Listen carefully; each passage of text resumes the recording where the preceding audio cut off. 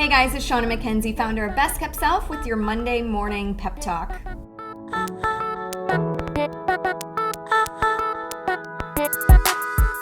Seeing as how it is the last week of January already, I figure it only appropriate to share one of my most favorite parables. January is the month to set our resolutions, to look forward to the next 365. So as we are planning for the rest of the year, I want to make sure that we continue to keep in mind a little perspective. Now, I've heard this parable over and over, and it never gets old, and I hope you'll love it as much as I do. All right, so I'm going to read it to you because this is way too long to memorize. All right, so a banker was taking a much-needed vacation in a small coastal Mexican village when a small boat with just one fisherman docked. It had several large fresh fish in it. The banker was impressed by the quality of the fish and asked the Mexican how long it took to catch them. He replied, "Only a little while." The banker then asked why he didn't stay out longer, catch more fish. He said he had enough to support his family's immediate needs. The banker then said, "Well, what do you do with the rest of your time?" The fisherman said, "Well, I sleep late, I fish a little, I play with my children, I take siesta with my wife, I stroll into the village each evening where I sip wine and play guitar with my amigos. I have a full and busy life." The banker scoffed and said, "I'm an Ivy League MBA and I could help you. You could spend more time fishing and with the proceeds buy a bigger boat. And with the proceeds from the bigger boat, you could buy several boats until eventually you would have a whole fleet of fishing boats. Instead of selling your catch to the middleman, you could sell directly to the processor, eventually opening your own cannery. You could control the product, the processing, and the distribution." He then added, "Of course, you'd have to leave this small coastal fishing village and move to Mexico City where you'd run your growing enterprise." The fisherman asked, "Well, how long would this all take?" The banker said, 15 to 20 years. "Well, then what?" asked the fisherman. The banker laughed and said, "Well, that's the best part. When the time is right, you would announce an IPO and sell your company stock to the public and become very rich. You could make millions." "Millions? Well, then what?"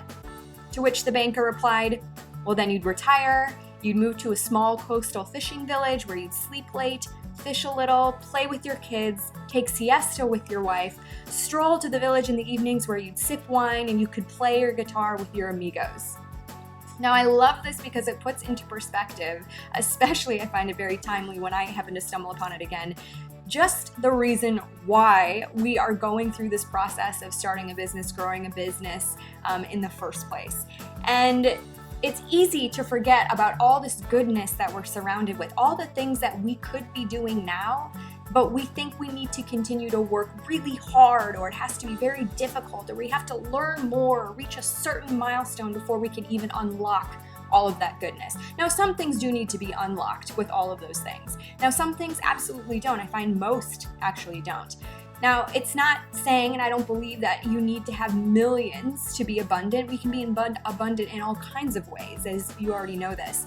But it does take freedom. It does take freedom to be like this. It takes freedom to live in the small coastal fishing village, to have siesta with your wife, to play with your kids, etc. And I find a lot of business owners are so overwhelmed and so busy, they're no longer productive, which is having them have a business and a life that has anything but freedom, which was the reason that we embarked on this in the first place. So I just ask you, as you wrap up January, to think about, why are you doing this in the first place? What is it that you want your life to look like? There is a term out there, lifestyle entrepreneurship, where people are starting businesses because they want to create a kind of life. And I strongly believe that that is possible and doable. And it can be whatever kind of life that you want. For lifestyle entrepreneurs, a lot of times it's traveling, it's adventure, but it doesn't have to be that extreme. It can be hanging out with your family, more time to spend with your kids, whatever it may be.